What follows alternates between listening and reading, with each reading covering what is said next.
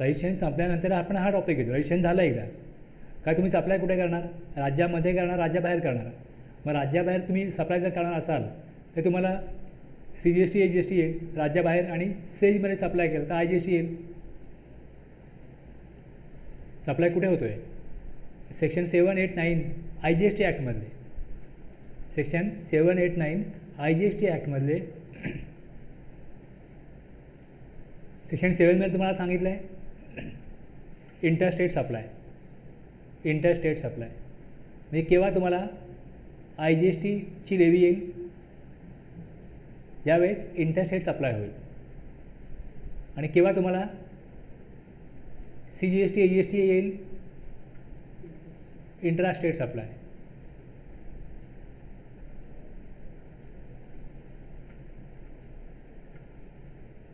Section 8 intrastate supply.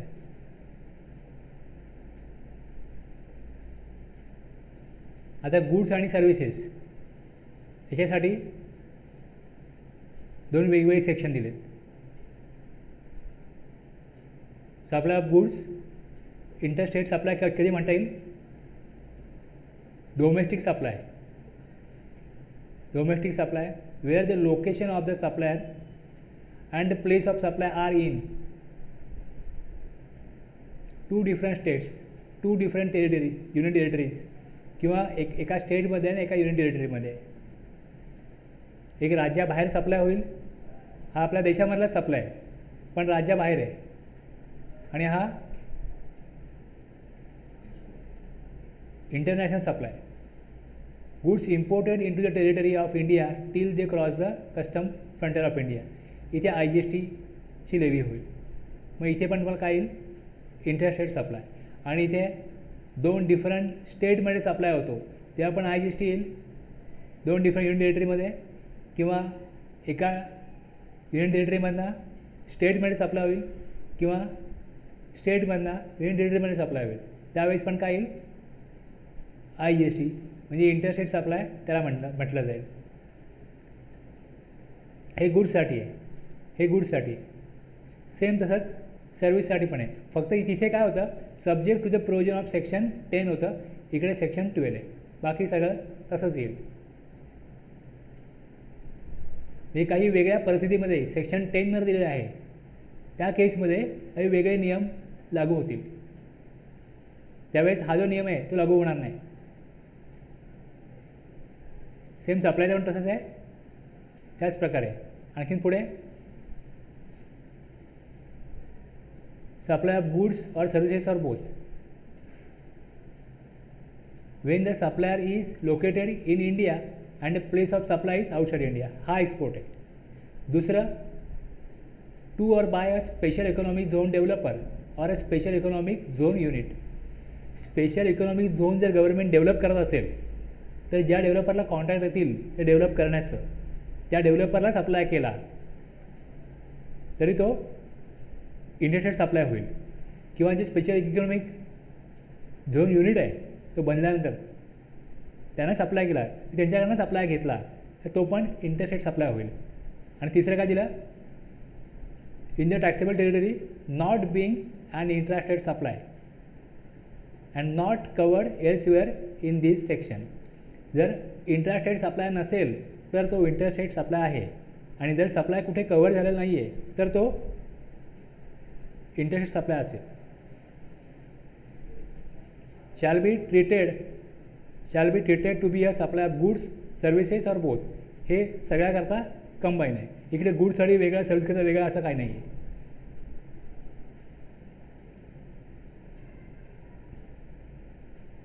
आपण ह्यात काय बघतो?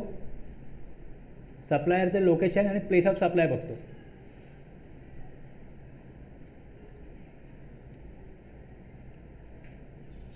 सेक्शन 8ला काय बघितलं? Intrastate supply. Location of the supplier and the place of supply of goods are in same state किंवा सेम युनियन टेरिटरीमध्ये. एक्सेप्शन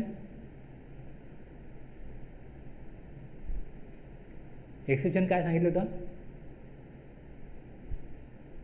एखाद्या स्टेटमध्ये जे स्पेशल इकॉनॉमिक झोन असेल तर तिकडे सप्लाय गेला तर जो आपण सांगितलं आहे की सेम स्टेटमेंट सप्लाय आहे, पण जर तो जो LOS आहे, लोकेशन ऑफ सप्लायर आणि प्लेस ऑफ सप्लाय, हे एकच स्टेटमेंट जरी असेल, पण जिकडे सप्लाय झाला आहे हे जर का सेज डेव्हलपर किंवा सेज युनिटचा असेल तर तो इंटरस्टेट सप्लाय नसेल, तो इंटरस्टेट सप्लाय असेल.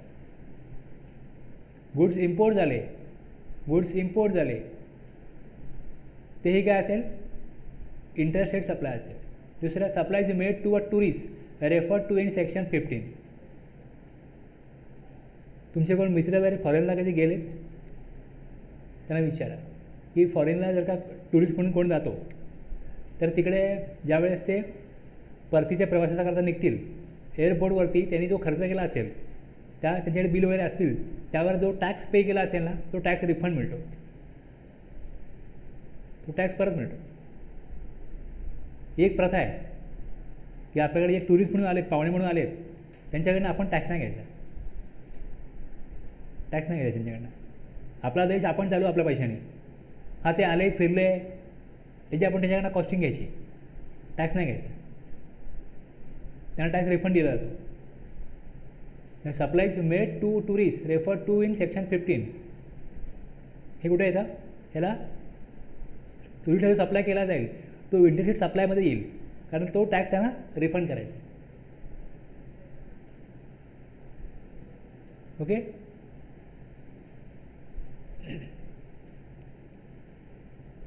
तुम्हाला मी डॉक्युमेंट दिलं आहे ना, मी त्यावेळी तुम्हाला शिकवल्यानंतर काही चेंजेस केले आणि मग तुम्हाला दिले. त्यावेळी जेव्हा मी मला शिकवलं त्यावेळेस त्यामध्ये काही गोष्टी नव्हत्या किंवा काही गोष्टी क्लिअर नव्हत्या किंवा काही मी जे बघा मला मराठीमध्ये काही ट्रान्सलेट करून दिलं आहे की याचा अर्थ काय. तुम्ही जेव्हा वाचायला जाल तुम्हाला डिक्शनरी बघायची गरज नाही, गुगल सर्च करायची गरज नाही, त्याचा अर्थ काय तुम्हाला कळावा म्हणून थोडं सोपं करून दिलं आहे. आणि मला असं वाटतं की काही ठिकाणी असे त्याचे जे शब्द आहेत मराठीमधले ते लिहावे. तुम्हाला काय वाटतं, तुम्हाला सोपं वाटतं आहे, तुम्हाला उपयोग होतो आहे, तुम्ही सांगायला पाहिजे मला की हे द्या चांगलं आहे. हां,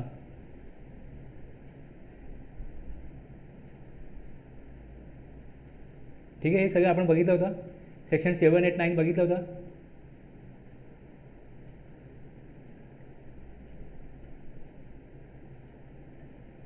इथे बघा, हे पण मी टाकलं.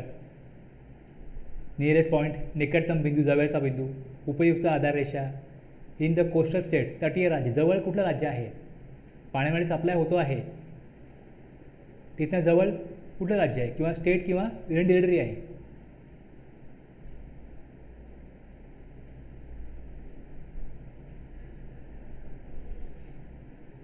एकदा का आपलं क्लिअर झालं की CGST AGST केव्हा येतो आणि IGST केव्हा येतो, मग आपल्याला सेक्शन बघायचं आहे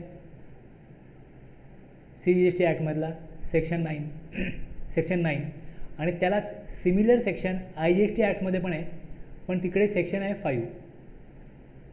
तुम्ही जर का IGST ॲक्ट काढला बघा इथे चॅप्टर 1मध्ये 2 सबसेक्शन आहेत. ॲडमिनिस्ट्रेशनमध्ये इकडे 3, 4, 5, 6 आहेत, इथे 3, 4च आहेत. आणि मग पुढचा टॉपिक काय, levy and collection of tax. इथे लेवी कुठे येतं, 9ला येतं. ॲडमिनिस्ट्रेशनमध्ये 2 टॉपिक, तिकडे 2 चॅप्टर, 2 सबसेक्शन कमी आहेत. आणि जो सप्लाय इथे म्हटला आहे तोच सप्लाय जो सांगितलं सप्लायवर टॅक्स लागणार आहे, सप्लायवरती GST लेवी होईल, GSTची लेवी सप्लायवरती होईल. तर सप्लायचं मिनिंग काय किंवा टॅक्स लायबिलिटी ऑन कंपोजिट आणि मिक्स सप्लाय काय, कशा प्रकारे येईल हे इकडे सांगितलं आहे. ते IGST ॲक्टमध्ये पण ते लागू होईल. IGST ॲक्टमध्ये ते सेक्शन 20 आहे बघा इकडे चॅप्टर 9मध्ये मिसलेनियसमध्ये सेक्शन 20 आहे. सेक्शन 20 काय सांगतो की हे जेवढे टॉपिक आहेत, जेवढे सेक्शन आहेत,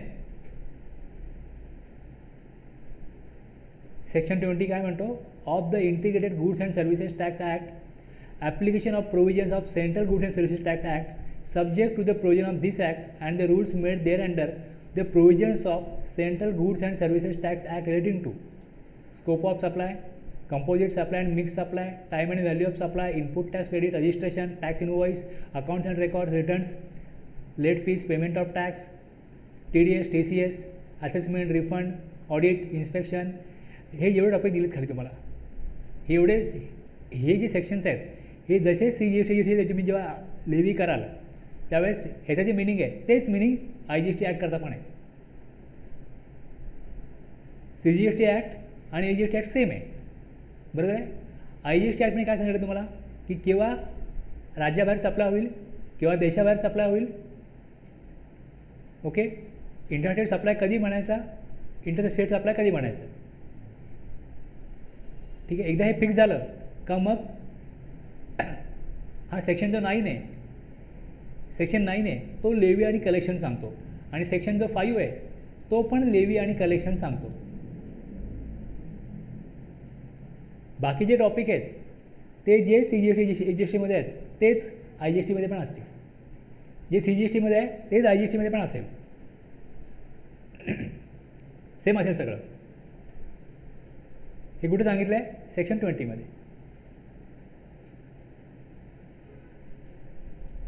सप्लायचं जे मिनिंग आहे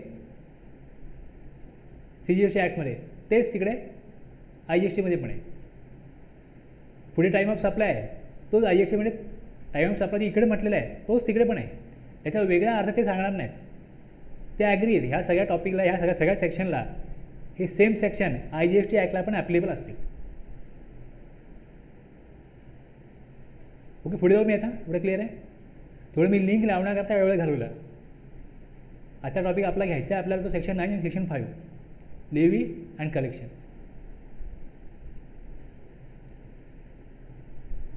CGST ॲक्टमध्ये सेक्शन 9, IGST ॲक्टमध्ये सेक्शन 5. आता याच्यामध्ये 5 सेक्शन आहेत, 1, 2, 3, 4, 5 आणि 2 पुढे प्रोविजो आहेत. इथे 1 नंतर प्रोविजो नाही आहे. IGST ॲक्टमध्ये बघा इथे प्रोविजो आहे, पुढे 2, 3, 4, 5 आणि 2 प्रोविजो, बस सेम आहे सगळं. फक्त हा जो प्रोविजो एक्स्ट्रा का आला मी तुम्हाला सांगतो. आता आपण 1 बाय 1 रीड करूया सेक्शन पुढे जाऊन. GSTची आपल्याला लेवी बघायची आहे. जर इंट्रास्टेट सप्लाय असेल, तर आपण CGST AGST घेतो, subject to the provision of section 10 आणि 12. हे मात्र विसरू नका. काही वेगळ्या सिच्युएशनमध्ये हा डिफॉल्ट रूल ॲप्लिकेबल होत नाही, तेव्हा वेगळा रूल ॲप्लिकेबल होऊ शकतो. आणि supply in different state, interstate tax IGST, different state असो, युनियन टेरिटरी असो किंवा मग देशाबाहेर सप्लाय असो, तेव्हा IGST. सेक्शन 9 मध्ये CGST ॲक्टमध्ये, सेक्शन 9 मध्ये AGST ॲक्टमध्ये, सेक्शन 7 UTGST ॲक्टमध्ये आहे, सेक्शन 5 IGST ॲक्टमध्ये आहे. सप्लायवर टॅक्स लागेल. सप्लायचं मिनिंग आपण नंतर बघू, ठीक आहे. आता आपल्याला एवढं बघायचं आहे लेवी आणि कलेक्शन. लेवी कशावर होईल, state of India, applicability state of India, CGST AGST हे इंट्रास्टेट सप्लाय, आणि इंटरस्टेट सप्लाय असेल तर IGST. Union territories with legislature कुठले कुठले आहेत, दिल्ली, पुडुचेरी आणि आता जम्मू, 3 आहेत. तिकडे युनियन टेरिटरी असेल जरी तरी पण टॅक्स कुठला लागतो, CGST AGST. Union territories without legislature तिथे मात्र CGST आणि AGSTच्या ऐवजी काय येईल, UTGST. आणि याच्या बाहेर सप्लाय केला तर इंटरस्टेट सप्लाय IGST येईल. सेम स्टेटमध्ये सप्लाय केला तर CGST AGST, सेम युनियन टेरिटरीमध्ये सप्लाय केला तर CGST UTGST, आणि युनियन टेरिटरीज विथ लेजिस्लेचर असेल तिथे CGST AGST. आणि राज्याबाहेर किंवा युनियन टेरिटरी बाहेर सप्लाय केला तर IGST. सेक्शन 9 मध्ये हा सबसेक्शन 1 आहे, म्हणजे आपण असं म्हणूयाला की हा 9(1) आहे. सबसेक्शन 9(1). आणि जर का तुम्ही IGST मध्ये बघितलं तर सबसेक्शन कुठला आहे,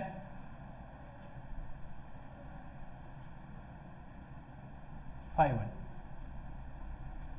थोडं वर्डिंगमध्ये फरक एवढाच येईल की subject to the provision of subsection 2 there will be levied a tax called, CGST ॲक्टमध्ये सेंट्रल आहे आणि IGST ॲक्टमध्ये integrated, central goods and services tax आणि IGST मध्ये integrated goods and services tax on all. सेंट्रलमध्ये काय येईल, इंट्रास्टेट सप्लाय केला तर मग CGST, IGST ॲक्टमध्ये इंटरस्टेट सप्लाय केला तर IGST, बाकीचं वर्डिंग तसंच येईल।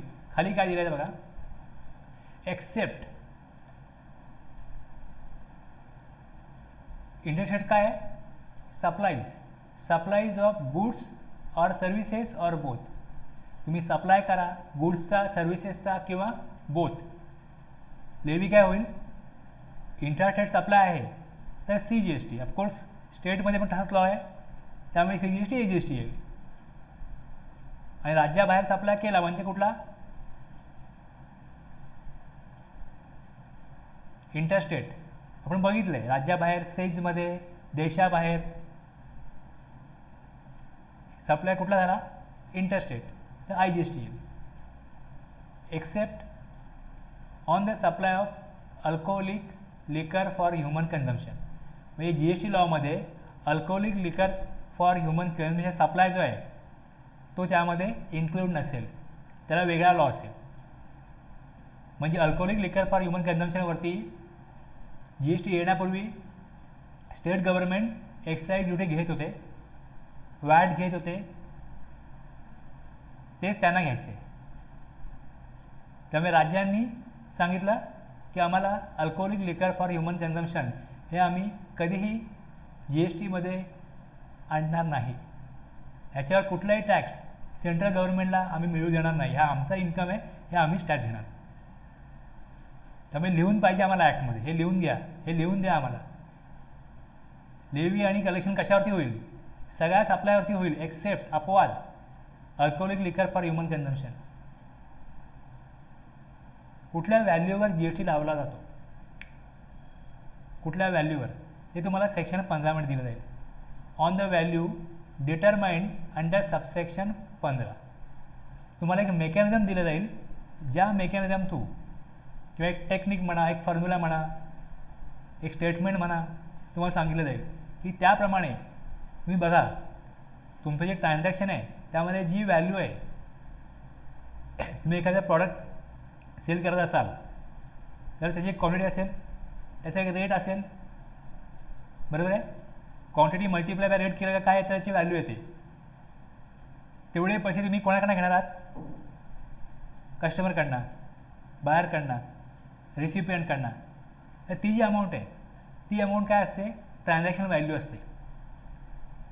पण तो घेणारा तुमचा नातेवाईक असेल, मित्र असेल, तुम्ही कॉस्ट थोडी कमी कराल ना, बरोबर आहे। मग कॉस्ट कमी केली तर काय होईल, गव्हर्नमेंटला टॅक्स कमी मिळेल।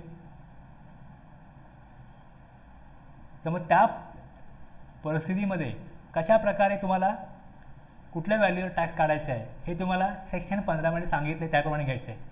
तुमची दोस्ती रिलेशन तुमच्याकडे, आम्हाला आमचा टॅक्स मिळायला पाहिजे म्हणून तुम्हाला व्हॅल्यू दिली आहे। कशा प्रकारे तुम्ही व्हॅल्यू डिटरमाइन करायची, सेक्शन 15 प्रमाणे कुठल्या व्हॅल्यूवरती GSTचा चार्ज येईल, इंट्रास्टेट असेल तर काय येईल, CGST AGST, इंटरस्टेटला येईल IGST, पण व्हॅल्यूमध्ये लबाडी करू नये सप्लायरनी, म्हणून त्यांना सेक्शन 15 रेफर करायला सांगले। सेक्शन 15 प्रमाणे लेवी होईल, तुमच्या मनाप्रमाणे, तुमच्या इच्छेप्रमाणे तुम्ही कुठलीही व्हॅल्यू घ्याल आणि मग लेवी कराल GST, चालणार नाही। रेट किती असेल, at such rate not exceeding 20%, CGST मध्ये 20%, सेम AGST मध्ये 20%, एकूण मिळून 40% झाला, IGST मध्ये 40%। जेव्हा इंटरस्टेट सप्लाय होतो त्यावेळेस त्याच्यावरती एकच रेट लागतो IGST, महाराष्ट्रामधनं गुजरातमध्ये जर का सप्लाय झाला, त्या सप्लाय कुठला आहे? इंटरस्टेट सप्लाय आहे. लोकेशन ऑफ सप्लायर महाराष्ट्र आणि प्लेस ऑफ सप्लाय गुजरात आहे. मग ह्या केसमध्ये IGSTमध्ये जी अमाऊंट कलेक्ट होईल ती कोणाला मिळेल?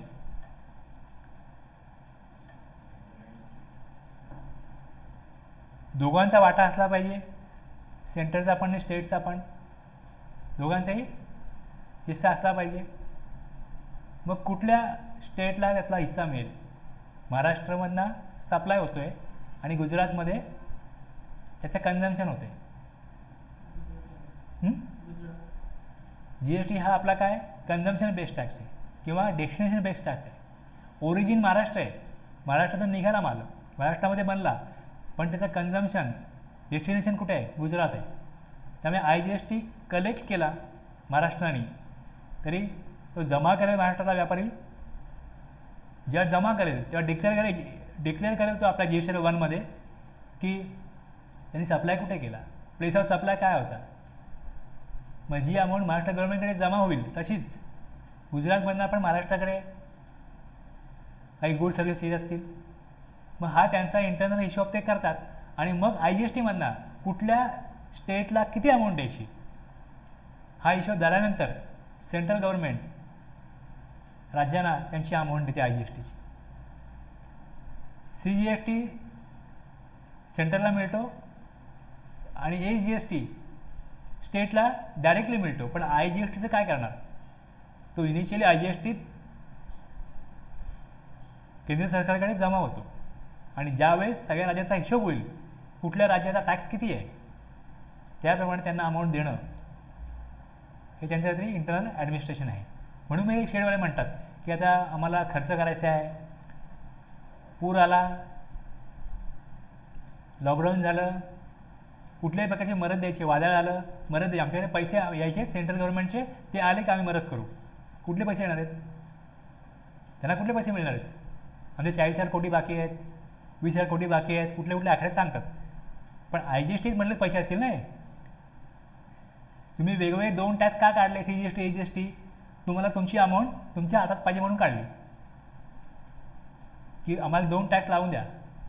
असं नाही करायचं की एकच टॅक्स लावायचा आणि मग तो लोकांकरता कन्फ्युजन झालं नाही. CGST SGST ते का करायला लागलं? ह्यांना पब्लिककडून टॅक्स पाहिजे, जनतेकडून टॅक्स पाहिजे, पण ह्यांचे हिस्से वेगवेगळे पाहिजेत. म्हणून मग आपल्याला 2 ॲक्ट आले, CGST आणि SGST. ड्युअल GST का घेतला गेला? केंद्राला आणि राज्यांना आपापला टॅक्स रिव्हेन्यू जो आहे तो इंटॅक्ट ठेवायचा आहे, त्यामध्ये इंटरफेअर नको एक दुसऱ्याचा. पण IGSTमुळे काय झालं? IGSTचा कंट्रोल सेंट्रल गव्हर्नमेंटकडे आहे आणि त्याचा हिशोब करणं खूप गुंतागुंतीच आहे. कारण की तुम्ही IGST जर का इनवर्ड सप्लाय घेतला आहे तर IGSTचं आपण क्रेडिट घेतो, IGSTचं क्रेडिट घेतो आणि माझ्या आउटपुटमध्ये IGST नाही आहे. मग CGST आणि SGSTच्या अगेन्स्ट IGSTचं क्रेडिट घेता येतं. मग क्रेडिट किती घेतलं? जो टॅक्स मिळणार आहे त्यातून त्यांनी CGST कमी भरला ना. IGSTचं काय केलं? सेट ऑफ घेतला. तुम्हाला कळते प्रॉब्लेम काय? असं सोपं नाही एकदम की चला एक 25 करोडचं मटेरियल आज एका दिवशी गुजरातवरनं मुंबईला आलेलं आहे, म्हणजे आजचा किती हिशोब आहे? 25 कोटी. 12.5 कोटी देऊन टाका महाराष्ट्र गव्हर्नमेंटला, 12.5 कोटी केंद्राने घेतले, संपला हिशोब. एवढं सोपं नाही ना, एवढं सोपं नाही ना.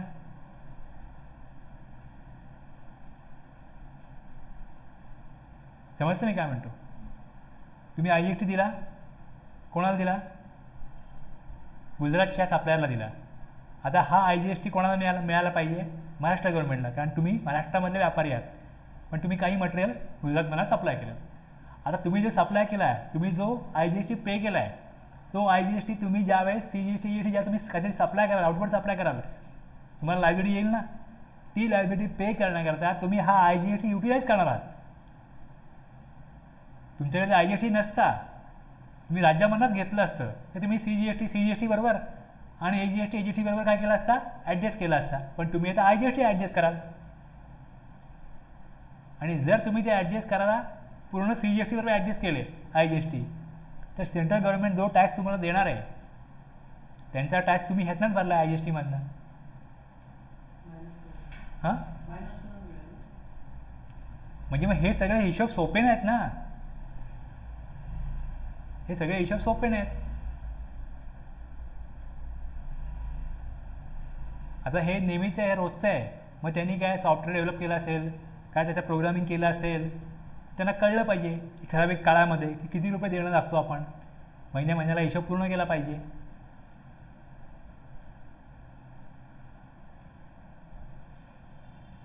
म्हणजे राज्याचे मुख्यमंत्री असं बोलणार नाहीत की आमचे पैसे याचे आहेत मग आम्ही देऊ, हे बोलणार नाहीत. तुम्ही स्टेटमेंट ऐकलं की नाही ऐकलं कधी असं की आम्हाला केंद्राकडनं येणं आहे, आयदर अर्थमंत्री बोलतात किंवा मुख्यमंत्री बोलतात, ते आले का आम्ही मदत करू, आम्हाला इच्छा आहे मदत करायची, वीज बिल माफ करायचं आहे, शेतकऱ्यांचं नुकसान माफ करायचं आहे, पूर आला आहे ते आम्हाला मदत करायची आहे, सगळी मदत करायची. पण पैसे कुठून येणार आहेत, केंद्राकडनं.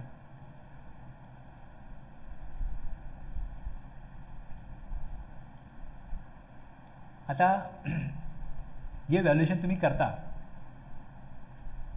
तसंच जर इम्पोर्ट ऑफ गुड्स झाले, गुड्स दुसऱ्या देशामधनं जर आले तर ते कस्टममध्ये जातात.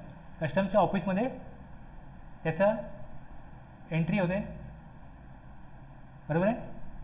आणि तिकडे मग जो त्याचा ओनर असतो, ज्याकडे डॉक्युमेंट असतात त्याला ते गुड्स मिळतात. तुम्ही जर इम्पोर्ट काय करत असाल तर गुड्स तुम्हाला कुठे पाहिजेत तुम्हाला सांगायला लागेल ना. माझा एक मित्र आहे, त्यांनी चायनावरनं काही फर्निचर मागवलं, चायनाला गेला, सगळे फर्निचर वगैरे बघितलं, आवडलं त्याला, तिकडे पैसे वगैरे दिले, सगळं झालं, आणि त्यांनी सांगितलं की भविष्य धक्क्यावरती एक गुड्स पाठवा. एक एजंट वगैरे असतात, त्या एजंटने सांगितलं की आम्ही गुड्स भविष्य धक्क्यावरती मागवू आणि तिकडनं तुमच्या घरी पोचते करू. तेव्हा JNPT बंदर नव्हतं, त्यांनी भविष्य धक्क्यावरती गुड्स मागवले आणि तिथून मग त्याच्या घरी गेले. समजलं ना काय. मग जो काही करार केलेला होता त्या चायनाच्या कंपनीबरोबर, हे डॉक्युमेंट होते, त्याने ते एजंटला दिले आणि त्याप्रमाणे त्यांना पेमेंट वगैरे केली, सगळे प्रूफ दिले की हे आमचे गुड्स आहेत, आणि मग ते गुड्स त्याला ऑथॉरिटी दिली की हे गुड्स तिथं घेऊन येऊ शकतोस.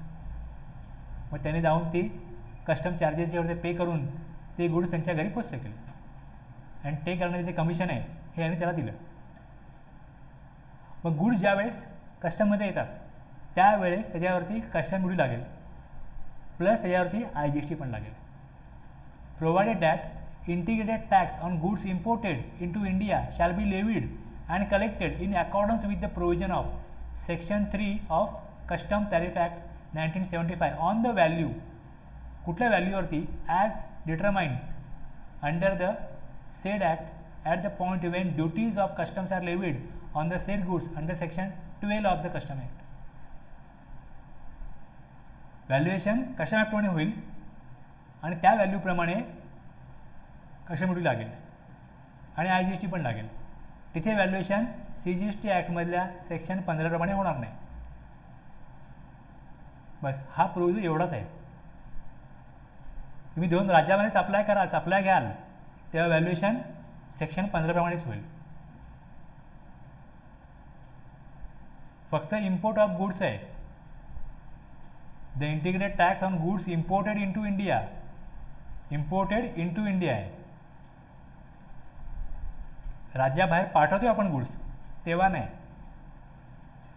जेव्हा देशाबाहेरून गुड्स येत आहेत. एक प्रोसेस काय की तुम्ही राज्यामधनं गुड्स एक्सपोर्ट कराल देशाबाहेर, त्यावेळेस व्हॅल्युएशन CGST ॲक्टमधल्या सेक्शन 15 प्रमाणेच कराल.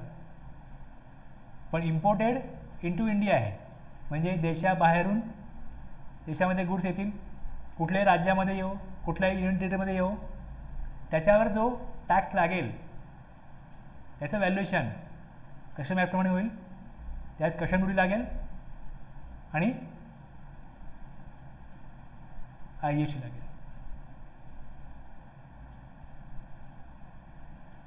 वरती आपण जेव्हा सेक्शन 1 वाचला, subject to the provision of subsection 2, subject to the provision of subsection 2. आता तुम्ही बघाल खाली आपण वाचलं ना, except alcoholic liquor for human consumption. इथे पेट्रोलियम प्रॉडक्टचा काही इथे उल्लेख नाही ना, सेक्शन 1मध्ये नाही आहे. पेट्रोलियम प्रॉडक्ट करता त्यांनी स्पेशली सबसेक्शन 2 बनवला आहे, तो खाली आहे बघा. The central tax on the supply of petroleum crude, high speed diesel, motor spirit म्हणजे petrol, natural gas and aviation turbine fuel, हे जे 5 प्रोडक्ट आहेत ज्याला पेट्रोलियम प्रॉडक्ट म्हणतात, आत्ता याच्यावर GST लागणार नाही, हे त्यांनी लॉ मेकरनी किंवा गव्हर्नमेंटनी हा लॉ बनवताना फिक्स केलं. पण हे सांगितलं की ह्याच्यावरती आम्हाला GST लावण्याची इच्छा आहे, भविष्यकाळामध्ये याच्यावर GST लावला जाऊ शकतो, ह्याच्यावर GSTचा चार्ज येऊ शकतो. Central tax on the supply of petroleum product shall be levied with effect from such date as may be notified by the government on the recommendations of the council. तुम्हाला news कळली परवाची, आता त्याचा अर्थ कळला. तुम्हाला हा सेक्शन जेव्हा मी सांगणार होतो त्याच्या अगोदर तुम्हाला मी न्यूज पाठवली होती. का पाठवली होती न्यूज? हे कळावं म्हणून. त्यांनी तरतूदच केले पहिल्यापासून की ज्या वेळेस GST काउन्सिलमध्ये सगळे राज्य मीटिंग घेतील आणि जर का त्या सगळ्या राज्य ॲग्री झाले की पेट्रोलवर GST लावायला आम्ही तयार आहोत, मग GST काउन्सिल गव्हर्नमेंटला रिकमेंड करेल घ्या पेट्रोल GSTमध्ये. हा डिसिजन व्हायला कुठे पाहिजे? GST काउन्सिलच्या मीटिंगमध्ये. आत्ता कुठे चर्चा सुरू व्हायला लागल्या. पब्लिक फोर्स असतो ना की आणा GSTमध्ये, त्यांना कमसे कम तो विषय तरी मीटिंगमध्ये घ्यायला लागला आता. आणि मग सेंट्रल गव्हर्नमेंट काय म्हणणार? आम्ही तयार आहोत. राज्यांनी तर काय केलं? राज्य डिसॲग्री आहेत, ते तयार नाहीत राज्य. ठीक आहे, बघू पुढे काय होतं. मी न्यूज वाचला ना पेपरला, आता पेट्रोल 65 रुपये होईल, 70 रुपये होईल, 50 रुपये होईल, न्यूज चालू झाल्या.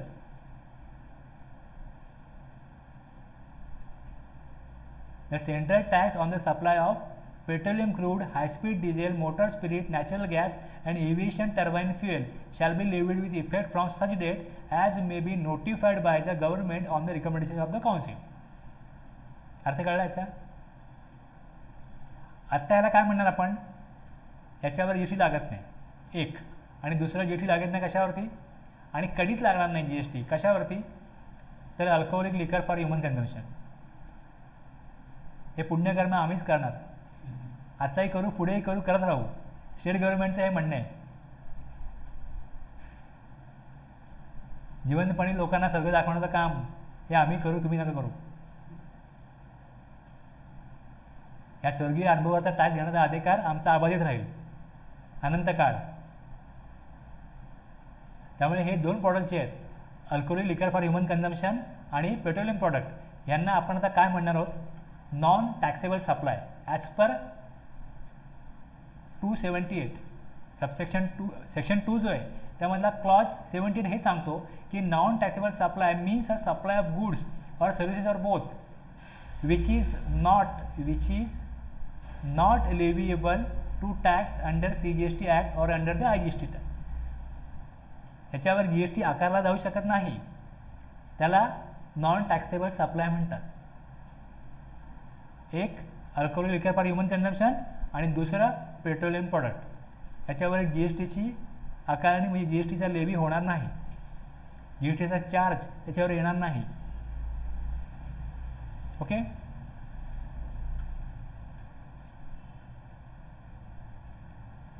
आता आपण सेक्शन 2 बघितले, सबसेक्शन 2 बघितले 9192. Supply of alcoholic liquor for human consumption is outside the purview of GST. Petroleum products are currently kept outside of the scope of GST. However, in future they may be brought within the scope of GST. The value of CGST which tax shall be levied will be as per CGST act valuation section 15 प्रमाणे होईल. Provisions for value of supply या section 15 मध्ये याचे rule पण आहेत काय. The value of IGST which tax the integrated tax on goods, जर goods import झाले तर त्याचं व्हॅल्युएशन कस्टम ॲक्ट 1962 प्रमाणे होईल. व्हॅल्यू डिटरमाइन कस्टम ॲक्ट प्रमाणे होईल. रेट किती असेल आपण वरती बघितलं, CGST 20%हून जास्त नसेल तर जे CGSTचा रेट जो आहे तो जर 5% रेट असेल मग CGST मध्ये किती येतो 2.5%, AGST येतो 2.5%. Rates of GST rates notified by the government are 0%, 0.25, 3%, 5, 12 हे IGST करता येतील. आणि त्याचे अर्धे आपण बघाल तर CGST आणि AGST मध्ये अर्धे अर्धे विभागले जातील. क्लिअर आहे इथपर्यंत. तर हे रेट जे नोटिफाय केलेत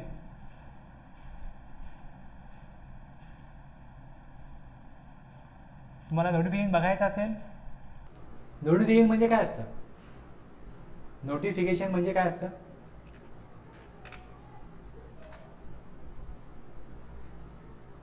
गव्हर्नमेंटचं एक पत्र आहे, एक गव्हर्नमेंटच्या अधिकारात त्यांनी लिहिलेलं एक कागद आहे, पत्र आहे, राजपत्र. नोटिफिकेशन म्हणजे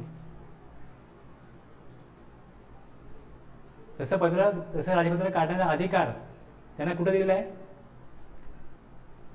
सेक्शनवर दिला आहे, कायद्यावर दिला आहे की गव्हर्नमेंट नोटिफाय करेल.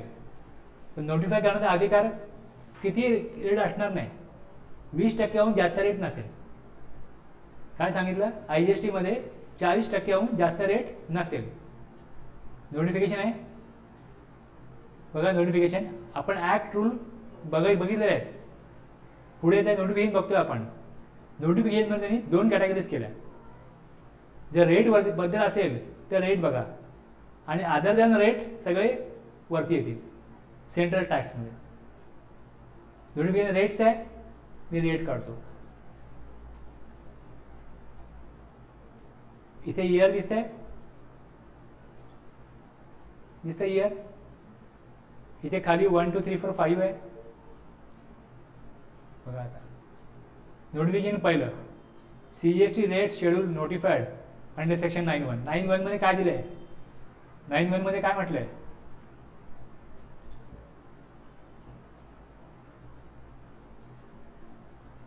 सच रेट नॉट एक्सिडिंग 20%. म्हणजे इथे नोटिफाय होणार आहे. As may B notified by the government on the recommendations of the council. Rate जे आहे हे नोटिफाय होतील आणि collected in such manner as may be prescribe and shall be paid by the taxable person. पहिले levy तर व्हायला पाहिजे ना. लेवी झाल्यानंतर मग कलेक्शन पुढची गोष्ट आहे.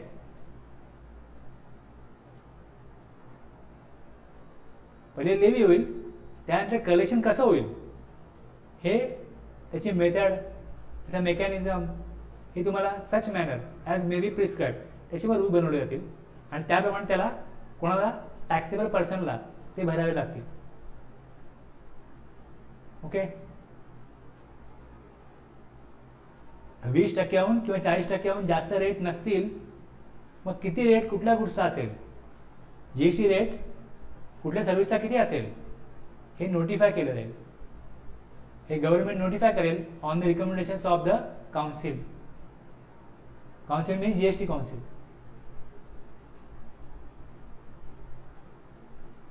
आणि तेच तुम्हाला इकडे दिसतंय की सेक्शन 9(1) मध्ये जो अधिकार मिळाला आहे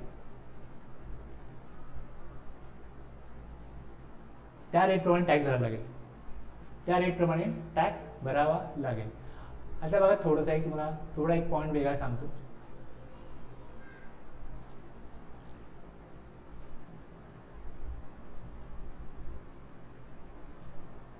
सेक्शन 9 आहे, ह्यात 1 मध्ये दिलंय की गुड्स आणि सर्व्हिसेसवरती रेट नोटिफाय होते. नोटिफिकेशन काढलं जाईल आणि रेट कुठल्या गुड्सला किती रेट असेल हे सांगितलं जाईल. त्याप्रमाणे तुम्ही बघाल इकडे तुम्हाला नोटिफिकेशनला क्लिक केलं तुम्ही, नोटिफिकेशन ओपन होईल. कुठे क्लिक करू बघा, एवढे आहेत.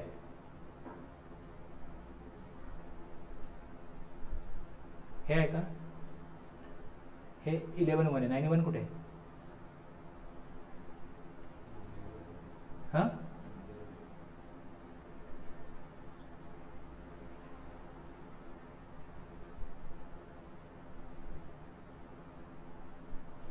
दिसतं इकडे काय दिलं याच्यामध्ये?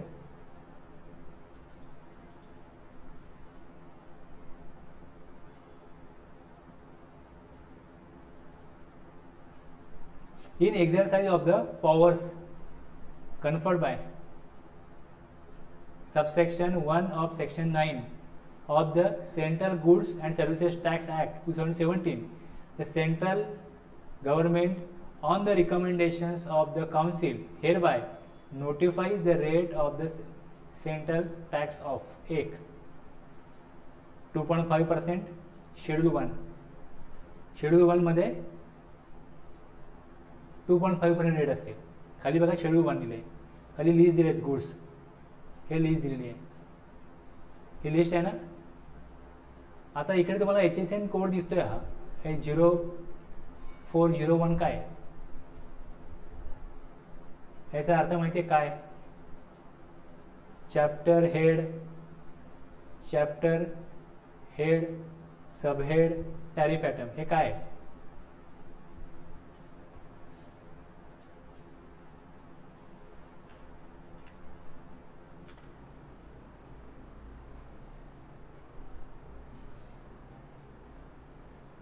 कस्टम दिसतंय इकडे एवढे वरती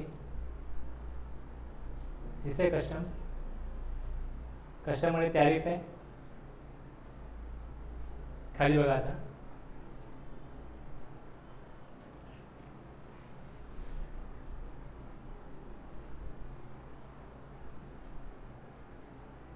मी कॉलेजला होतो, माझा एक मित्र होता, अजूनही आहे, पांडुरंग नावाचा. तो कोळीवाडा राहायचा. तो आणि मी दोघं कॉलेजला जायचो. तो मला उलट नाकावरती भेटायचा. तो एकदा म्हटला माझ्या घरी ये.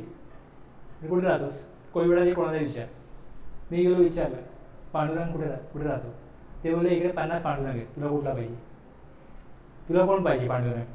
मी सांगितलं पांडुरंग भोईर पाहिजे. त्याने विचारलं इकडे पांडुरंग भोईर पण आमच्याकडे 15 आहेत, तुला कुठला पाहिजे? मग मी त्याचं नाव, वडिलांचं नाव आणि आडनाव सांगितलं. म्हणजे ते पण 5 आहेत, तुला कुठला पाहिजे? बरोबर आहे. आता एखाद्या माणसाला नाव, वडिलांचं नाव आणि आडनाव अशा नावाचे पण त्या छोट्या विभागामध्ये पण 5 माणसं असतील तर तुम्ही त्याला कसं ओळखाल? तुम्ही त्याला? समजलं ना अडचण काय? आता आपल्याकडे अनेक भाषा आहेत. मराठी भाषा पण आपली बोलीभाषा बदलते ना काही अंतरावरती गेल्यानंतर. आणि जर का आपण जिल्हा बदलला भाषा आणखी बदलते. मराठी भाषेमध्ये पण काही शब्द वेगळ्या पद्धतीने बोलण्याची पद्धत आहे. आणि जर भाषाच बदलली तर तांदूळ मागायचे असतील त्या वेगळ्या ठिकाणी तरी वेगळा अर्थ आहे. शब्द आहे तांदळाकरता, तो जरी वेगळ्या शब्दाने वापरला आणि त्याला गहू म्हणायचं आहे आणि तुम्हाला तांदूळ वाटले, तुम्ही काय पाठवाल? म्हणजे मला कोण पांडुरंग पाहिजे आणि वेगळ्याच पांडुरंग समोर आला तर मला हा नको, तर तो दुसरा पाहिजे. मग काय करायला पाहिजे? प्रत्येकाला एक युनिक आयडेंटिफिकेशन नंबर द्यायचा. जसा आपला वोटिंग नंबर असतो, वोटिंग आय डी असतो, पॅन आय डी असतो, पॅन कार्डचा नंबर असतो ना, आधार नंबर असतो, हा एकाच असतो. मग इकडे मी हे नाही विचारणार की पांडुरंग पाहिजे, मी नंबर सांगेन, हा नंबर कोणाचा आहे, मग तो व्यक्ती मला लगेच भेटेल. बाकी सांगायची गरज नाही काय. बरोबर आहे. कॉलेजला काय असतं? आपल्याला रोल नंबर असतो. एक्झाममध्ये काय असतो? एक्झामिनेशन नंबर असतो. तो नंबर एकालाच मिळतो, दुसऱ्याकडून मिळत नाही. हे का वापरलं जातं? गडबड होऊ नये म्हणून, मिसमॅनेजमेंट होऊ नये म्हणून. तसे हे HSN कोड आहेत. तुम्ही इम्पोर्ट करा, एक्सपोर्ट करा, जेव्हा तुम्ही परचेस ऑर्डर द्याल, सेल ऑर्डर द्याल, तुम्ही गुड्सचं नाव लिहू शकता, पण गुड्सचं नाव सेकंडरी. मुख्य काय? HSN code. मला ह्या कोडचं मटेरियल पाहिजे, मग डिस्प्यूट नाही होणार ना. हा जो मेनू आहे हा तुमच्याकडे पण असेल, माझ्याकडे पण असेल, पण तुमच्या भाषेमध्ये तुमचे शब्द असतील, माझ्या भाषेमध्ये माझे शब्द असतील. कळलं ना काय? नंबर तर सेम आहेत ना जगामध्ये, नंबर तेवढेच आहेत ना, 0 to 9 नंबर आहेत ना, का वेगळे नंबर पण आहेत? नंबर तेच आहेत सेम. आपण नंबर दिला की ह्या नंबरचा गुड्स पाहिजे, काय तोच गुड्स मिळेल ना. मग हे जे नंबरिंग सिस्टम आहे ते गुड्स रेकग्नाइज करण्याची, ते आपलं काय? HSN. बघा आता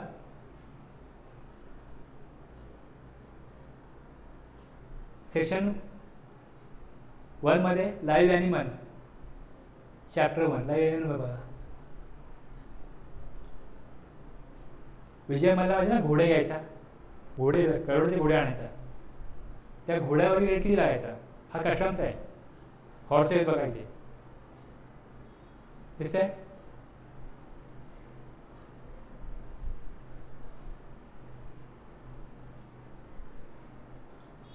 माणूस सोडून सगळ्या वस्तूंची खरेदी विक्री होते. पुरातन काळात गुलामांची विक्री पण व्हायची, आता नाही होत. तुम्हाला सगळे ते प्रॉडक्ट मिळतील, प्राणी, पक्षी, वस्तू, सगळ्या गोष्टी मिळतील माणूस सोडून. आहे ना इकडे? हे बघा,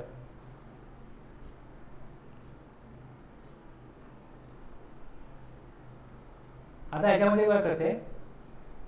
तुम्हाला लाईव्ह ॲनिमल दिला, लाईव्ह ॲनिमल चॅप्टर 01 झाला. या 01 मधला 0101 हा पहिला हेड आहे, लाईव्ह हॉर्सेस ॲसेस. पुढे 01, 02. या 0101 मध्ये आणखीन पुढे बघा 2100. हा ॲक्च्युली 8 डिजिट आले म्हणजे ॲटम आला. 8 डिजिट जे आले ते ॲटम आला. रेट तुम्ही बघाल तो रेट जिकडे 8 डिजिट आहे तिकडेच आहे. इथे 6 डिजिट आले, 29 अदर्स. अदर्स मधल्या कॅटेगरीज 2910, 2990. तुम्ही कुठलेही काढून बघा.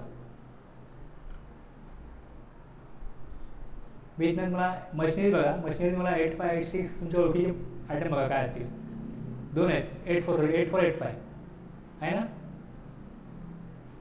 मशिनरी.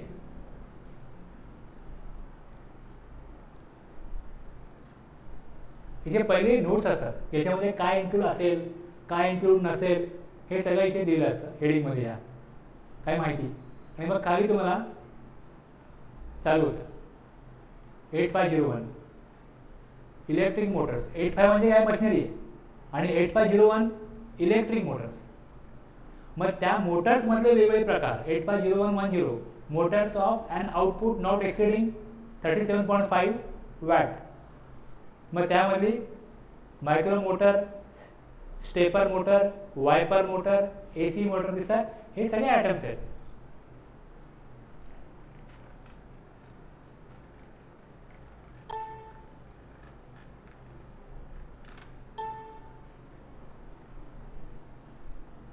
हे 85 आहे ना, मी 844 दाखवतो. 84 बघा, 84 पण काढतो.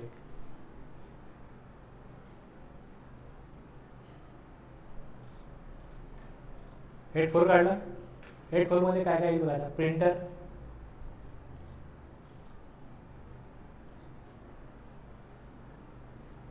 प्रिंटर दिसत आहे. आता बघा, line printer, dot matrix printer, letter quality, daisy wheel printer, laser jet printer, inkjet printer, एवढे प्रकार आहेत. पण 84433210 म्हटलं लाईन प्रिंटर. म्हणजे मशिनरीमध्ये एक कॅटेगरी मशिनरी, एक चॅप्टर झाला हेड, त्यामध्ये अजून मग सबहेड. शेवटी जो 10 आहे हा आयटम आहे. हा काय आयटम आहे? आता ज्या वेळेस तुम्हाला इकडे तुम्ही नोटिफिकेशन जेव्हा बघितली, हेडिंग चॅप्टर आहे, हेडिंग आहे, सब हेड आहे, मग टॅरिफ आयटम आहे. जेव्हा 0401 म्हटलं का त्या हेडिंगमधले जे सब हेड आहेत, जेवढे आयटम आहे, सगळ्यांना हाच रेट, सगळ्यांना हाच रेट. हा डिलीट द्यायची गरज नाही. जिकडे इकडे 7 म्हटलं, 7 त्यामध्ये सगळे आले. इकडे 08 म्हटलं, 08 त्याला हाच रेट आहे. 08 मधले आणखीन जेवढे, हा चॅप्टर झाला, त्यामध्ये सगळे हेड, सगळे सब हेड, सगळे आयटमला हाच रेट आहे. त्याची गरज नाही इंडिव्हिज्युअल एक एक आयटम. पण जिकडे 8 डिजिट आहेत तिकडे स्पेसिफिक या आयटमला बघा, या आयटमला 5% रेट आहे. पण तोच त्यामध्ये दुसरा आयटम असेल त्याचा रेट मे बी 12% असेल, 18% असेल. समजलं ना काय?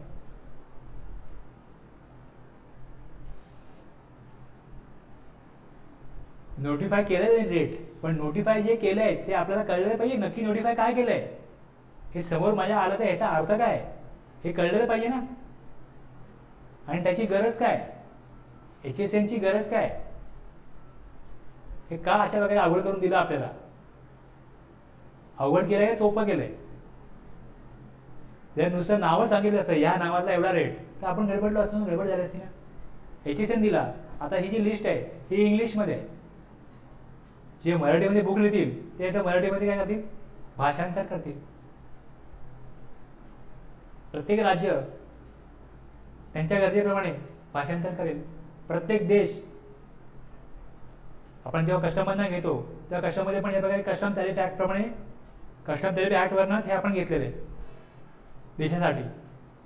मग कस्टममध्ये काय केलं गेलं असं, वेगवेगळ्या जेव्हा देशांशी व्यापार कराल तेव्हा HSN तुम्ही सांगाल ते नक्की तुम्हाला कळेल की तुम्हाला गुड्स कुठले पाहिजेत. म्हणजे मागितलं एक आणि दिलं वेगळंच असं होणार नाही ना.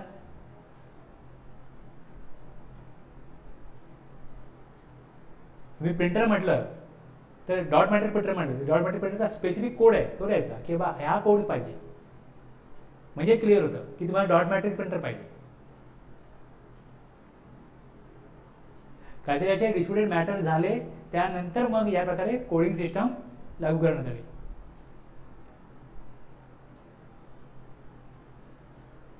WTO माहिती आहे, वर्ल्ड ट्रेड ऑर्गनायझेशन. मग असे मॅटर काय करायचं आहे त्याला, असे मॅटर कायमच व्हायला लागले. मग त्यावर त्यांनी असा डिसिजन काढला की तुम्ही जे व्यवहार कराल, परचेस ऑर्डर द्याल. समोर मी चायनाला गेलो आणि बघितलं हे मटेरियल पाहिजे तर प्रश्न मिटला. प्रत्येक वेळेस जाऊन मी हे द्या हे सांगू शकत नाही ना. मग मी जे ऑर्डर ईमेल थ्रू पाठवतोय आणि मला मग ऑर्डर मागवताना काय मागवायचंय, त्यावेळेस तुम्ही HSN कोड सांगायचा की हे पाहिजे मला, हे तेच येईल तुम्हाला जे पाहिजे ते.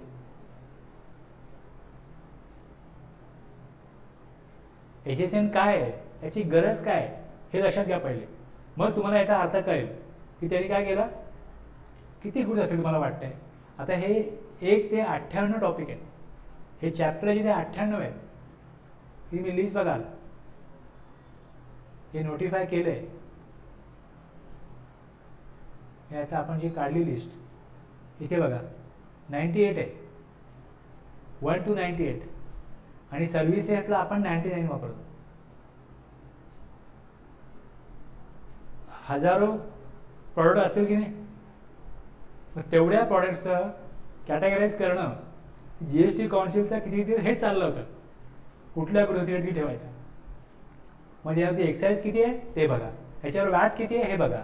एक राज्य बोलायचं आमच्याकडे मोबाईलवरती 5% आहे. दिल्लीमध्ये मोबाईलवरती रेट 5% होता GST वॅटचा. महाराष्ट्रामध्ये, गुजरातमध्ये 12.5%, मग 13.5%, 14.5%, 15.5% असे रेट होते. वॅटमध्ये एकाच प्रॉडक्टवरती वेगवेगळे रेट होते. जर ऑनलाईन मोबाईल मागवला, दिल्लीचा जर का सप्लायर असेल, स्वस्त पडत आहे मोबाईल, तर 5,000चा मोबाईल आहे तर 5,000 प्लस 5%. पण तोच तुम्ही जर का महाराष्ट्राच्या वेबसाईटवरून घ्याल, एखादा म्हणजे सप्लायर महाराष्ट्राचं त्याच्याकडनं घ्याल तुम्ही, कॉस्ट प्लस वॅटमध्ये 12.5, 13.5% किंमत जास्त व्हायची.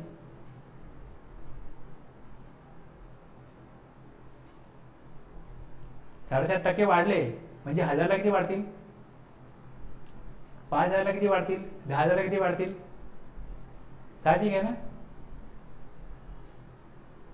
अमाऊंटमध्ये खूप फरक पडणार.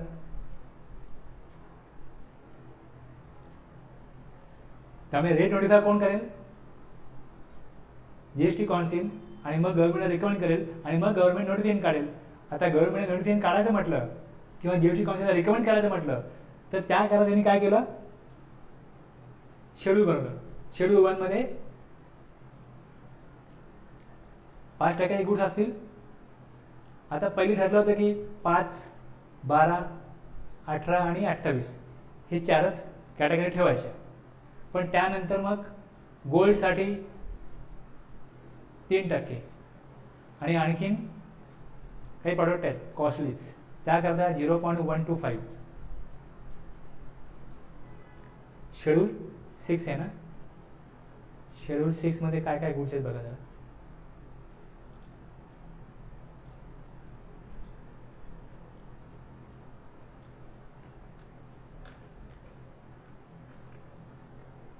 हे बघा, डायमंड, प्रिशियस स्टोन्स हे खूप कॉस्टली असतात, काय लाखामध्ये असतात. त्यामुळे ह्याच्यावरती आणखी कमी रेट ठेवा, 0.25%. त्याकरता एक म्हणजे गोल्डवर ठेवा 3%, गोल्ड सिल्वरला, आणि याच्याकरता आणखी कमी करा.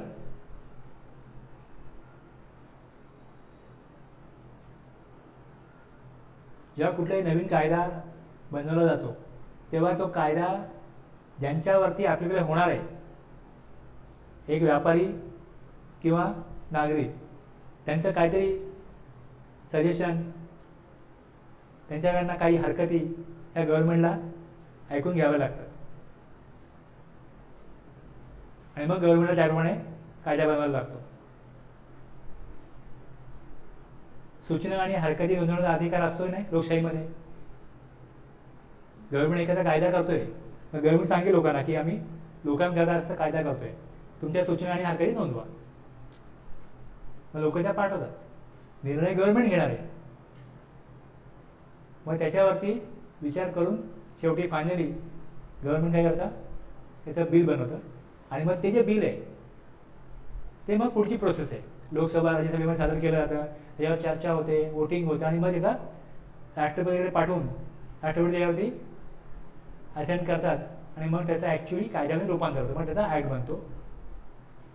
ही पुढची प्रोसेस आहे. समजलं ना, एशियन कोड समजला.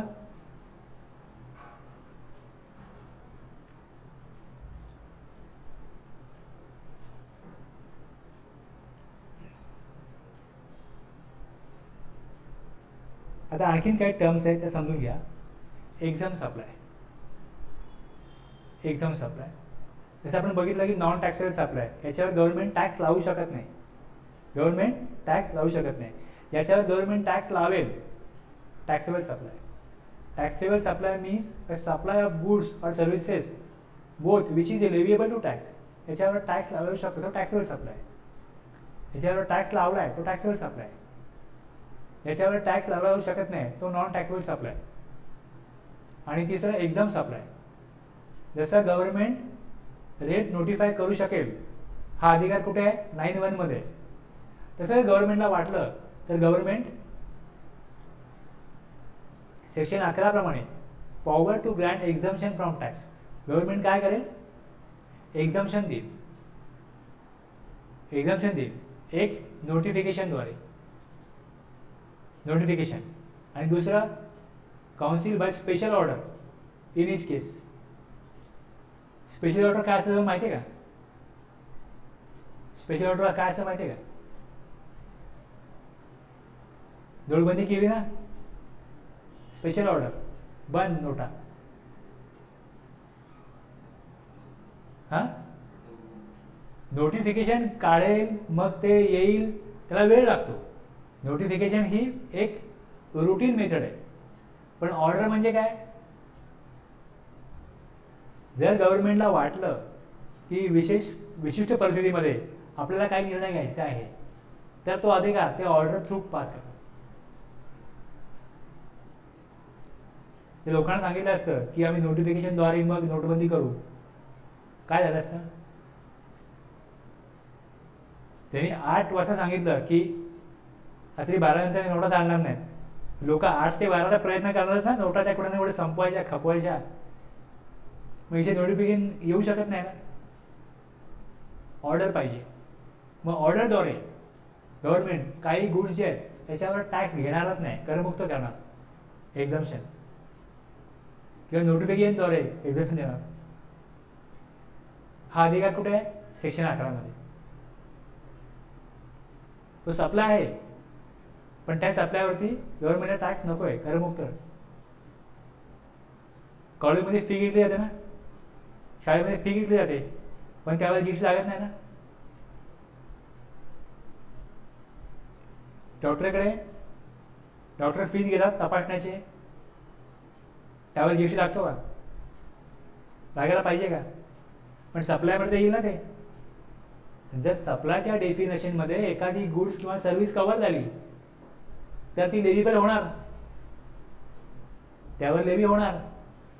गव्हर्नमेंटला सांगायला पाहिजे की ह्याच्यावर टॅक्स नको आहे आम्हाला, हे करमुक्त आहे, ही सर्व्हिस करमुक्त आहे, हे गुड्स करमुक्त आहेत. त्याप्रमाणे त्या notifications CGST exam goods notified under section 11(1) प्रमाणे नोटिफिकेशन. इथे पहिले जसं सांगितलं ह्याच्यावरती आम्ही GST घेणार आणि हे गुड्स करमुक्त. 2 notification. CGST rate schedule notified under section 9(1) आणि CGST exam goods notified under section 11(1). समजते ना मला? सेक्शन 9(1) जर का नसता तर गव्हर्नमेंटला टॅक्स घेता आला असता आणि सगळ्या गुड्सवरती आणि सगळ्या सर्व्हिसवरती टॅक्स घेणं योग्य आहे? नाही. मग काही तुम्ही करमुक्ती केली पाहिजे, कर घेणार नाही सेक्शन 11 मध्ये. ओके. एक्झाम सप्लाय काढलं, taxable supply, non taxable supply. पुढे टॅक्सेबल पर्सन आणि registered person. Taxable person means a person who is register, जो रजिस्टर आहे किंवा ज्याला टर्नओव्हर एक्सीड झाला आहे म्हणून रजिस्ट्रेशन घ्यायचं आहे, किंवा सेक्शन 24 प्रमाणे कंपल्सरी रजिस्ट्रेशन घेण्याकरता तिथे काय परिस्थिती आहे ती घडलेली आहे. सेक्शन 24 प्रमाणे काय आहे, इंटरस्टेट सप्लाय केला, बघितलं ना आपण. त्याप्रमाणे टॅक्सेबल पर्सन तो आहे जो रजिस्टर आहे किंवा लायबल टू रजिस्टर आहे, त्या रजिस्ट्रेशन घेण्याची गरज आहे ॲज पर सेक्शन 22 किंवा 24. रजिस्टर्ड पर्सन कोण? जो रजिस्टर आहे, त्यांनी सेक्शन 25 प्रमाणे प्रोसिजर केलेली आहे आणि ज्याकडे जीएसटी नंबर आहे, UI होल्डर त्यामध्ये येणार नाही, UI नंबरवाले नाही, याच्याकडे जीएसटी नंबर आहे, आय नंबर, ते रजिस्टर्ड पर्सन. मी कुठे कुठे बघाल तुम्हाला हा शब्द येईल टॅक्सेबल पर्सन, कुठे कुठे येईल रजिस्टर्ड पर्सन. म्हणून हे सांगितलं आहे की 2 वेगवेगळे शब्द असले तरी त्याचा काही प्रमाणात अर्थ तोच आहे, काही प्रमाणात अर्थ थोडा वेगळा आहे. आता आपण शब्द काय वाचला?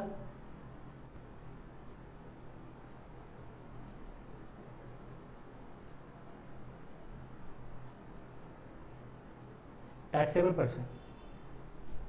Taxable person. टॅक्स कलेक्ट कोणाला करायचा आहे? टॅक्सेबल पर्सनला कलेक्ट करायचा आहे टॅक्स. टॅक्सेबल पर्सन म्हणजे मग कोण?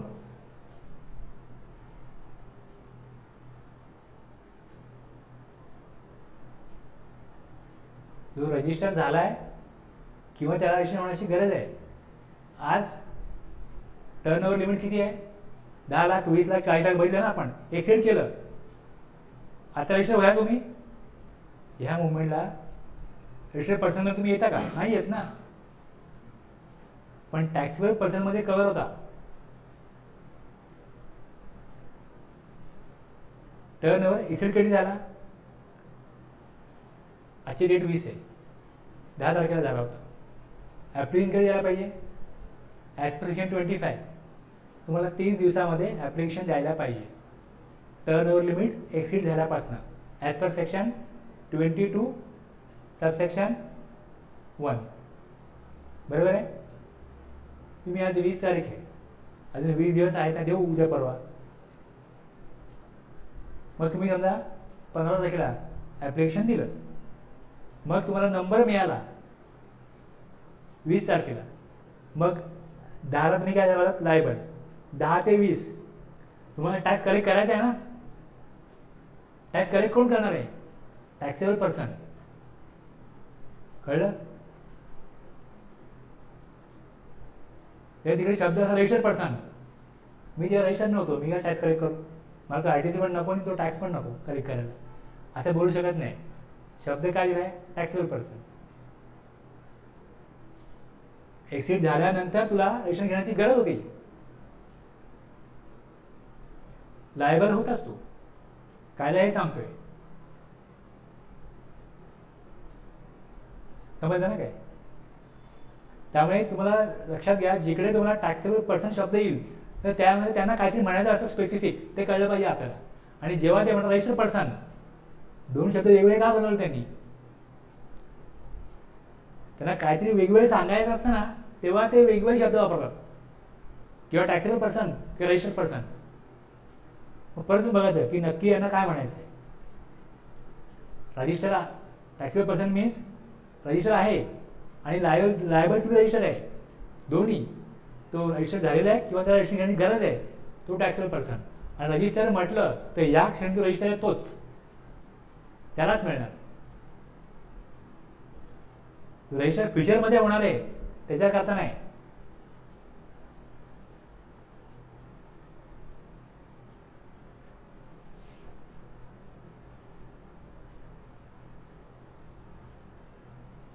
सेक्शन 9, सेक्शन 11 हे 2 झाले. ह्याच्यामध्ये एक सेक्शन आहे, सेक्शन 10 आहे. सेक्शन 10 आहे कंपोजिशन लेवी. आता आपण बघितलं, कलेक्ट करा 5%, कलेक्ट करा 12%, 18%, बरोबर आहे. आता माझ्याकडे हार्डवेअरचं शॉप आहे, हार्डवेअर शॉप, छोटे मोठे आयटम आहेत, बनवा बिल. हे पॉसिबल नाही, वेळ जातो आमचा हे सगळं करण्यामध्ये.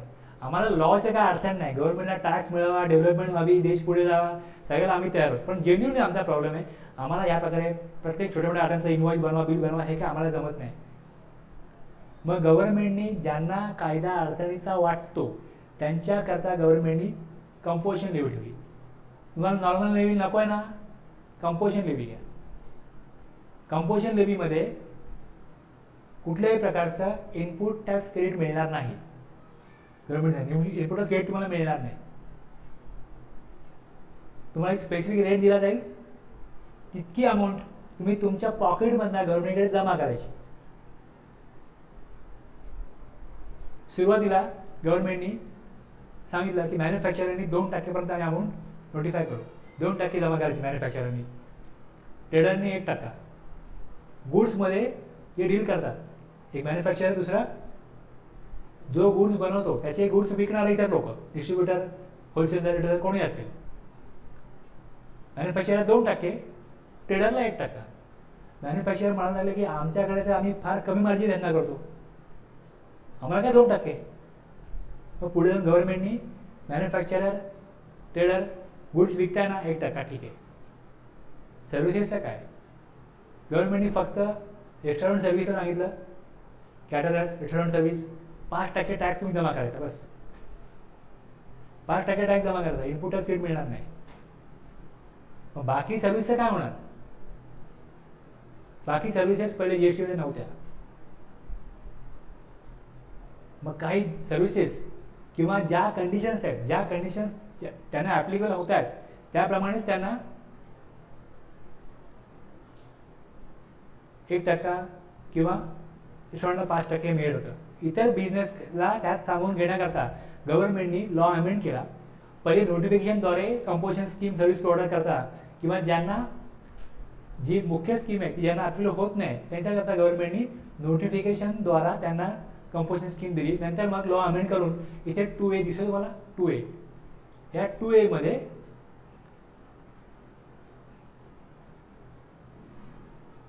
नॉट एक्सिडिंग 3%, 3% CGST, 3% AGST, 6% रेट लावला. म्हणजे कोण आर्किटेक्ट आहे, इंटेरियर डिझायनर आहे, यांना पाहिजे ही स्कीम. 20 लाख क्रॉस झाले तर काय होतं, सर्व्हिसवरती जी एस टी येतो. जी एस टी किती आहे, 18%. 6% भरा सोडा, पण 6% अमाऊंट कलेक्ट नाही करायची रेसिपेंटकडनं, कलेक्ट नाही करायची. 1% कलेक्ट नाही करायची. तुमची अमाऊंट तुम्ही दाखवायची किती अमाऊंट आहे तेवढी. एखाद्या क्लॉथ स्टोर आहे, साडी सेंटर आहे, विका तुम्ही कपडे, 1% टॅक्स जमा करायचा.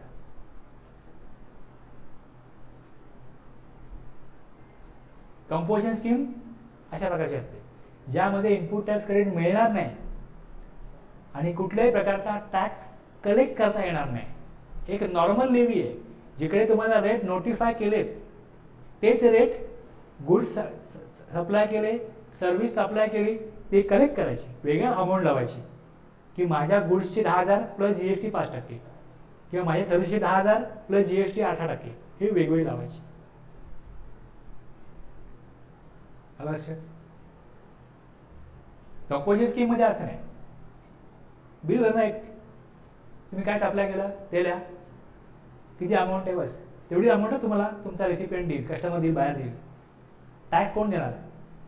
टॅक्स वेगळा लावायचा नाही, तिकडे चार येणार नाही. टॅक्स तुम्ही तुमच्या पकडून द्यायचा. तुम्ही ज्या वस्तू 10,000ला विकता की नाही, तुम्हाला वस्तू केवढ्यात पडते, केवढ्यात पडते वस्तू, मी हिशोब करता ना की आपलं खरेदी किंमत एवढी आहे, मग ट्रान्सपोर्टेशन व गोडाऊनचा खर्च, लाईट बिल वगैरे सगळं मिळून आपल्याला ही वस्तू ॲटलिस्ट जी आपल्याला 5,000ला पडते ती कमीत कमी आपल्याला 9,000ला विकली गेली पाहिजे, तर आपल्याला काय होईल, 1,000 फायदा होईल. हे सगळं माणूस बघतो ना. सेम तुम्हाला 1% टॅक्स भरायचा आहे ना, तुमच्या कॉस्टमध्ये ॲड करा. तुम्ही तुमच्या जागेचं भाडं, माणसाचा पगार, वस्तूची किंमत, खरेदी किंमत सगळं पडता की नाही, म्हणजे कॉस्टिंग किती पडते. ॲक्च्युली वस्तूची कॉस्ट प्लस इंडायरेक्ट एक्सपेन्सेस मिळून किती कॉस्ट पडते, त्याप्रमाणे सेलिंगची कॉस्ट किती पाहिजे हे ठरवतो ना आपण, म्हणजे व्यापारी कुठलाही, बरोबर आहे ना. त्याचप्रमाणे 1% टॅक्स तुम्हाला कस्टमरकडून कलेक्ट नाही करायचं आहे, तुमच्याच पॉकेटमधनं द्यायचं आहे. तुमची कॉस्टिंग तुम्ही ॲडजस्ट करा आणि तेवढी अमाऊंट 1%, 5%, 6%ची अमाऊंट येईल टॅक्सची, ती गव्हर्नमेंटकडे जमा करा. कंपोजिशन स्कीम ही आहे. आणि मग याचे रिटर्न्स मंथली नाही, फक्त 3 महिन्यांनी एक पेमेंट करा आणि वर्षामध्ये वर्षातनं एकदा वर्षभरात जे परचेस केलं यांच्याकडनं त्यांची एक यादी द्या, GSTR 4 त्यांना असं असतं.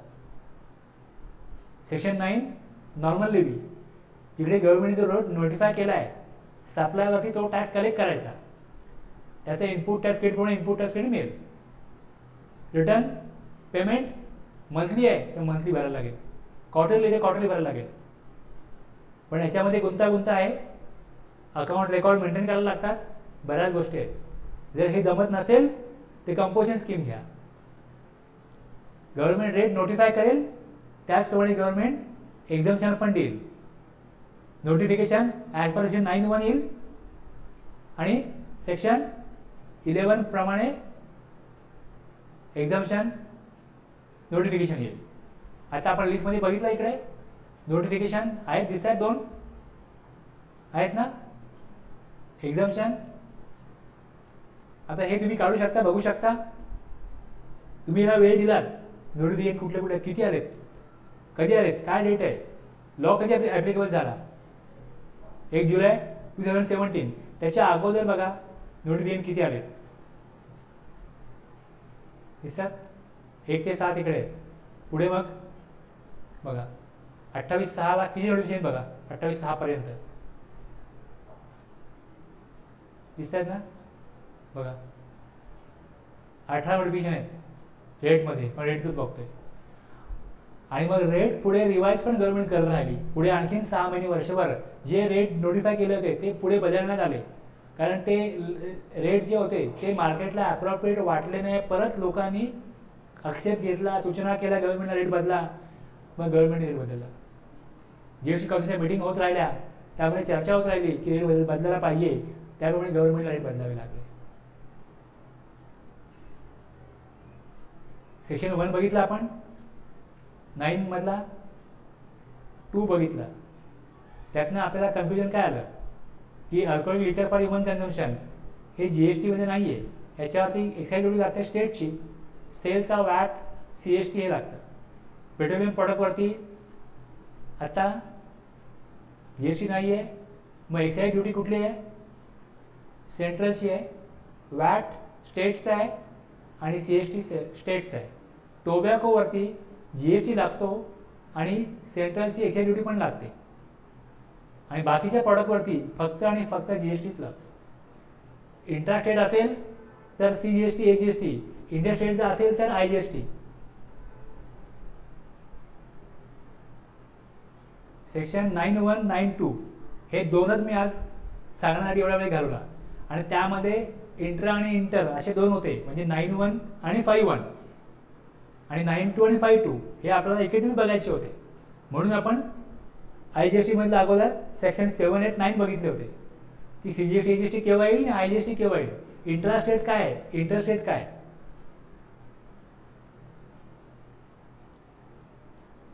समजलं ना एवढं? आणखीन सेक्शन 93, 94, 95 हे आपल्याला घ्यायचे होतात पुढे. त्या थोडंसं वेगळ्या प्रकारचे काही प्रोव्हिजन आहेत. आज एवढं पुरेसं आहे ना, थांबूया ना इथे.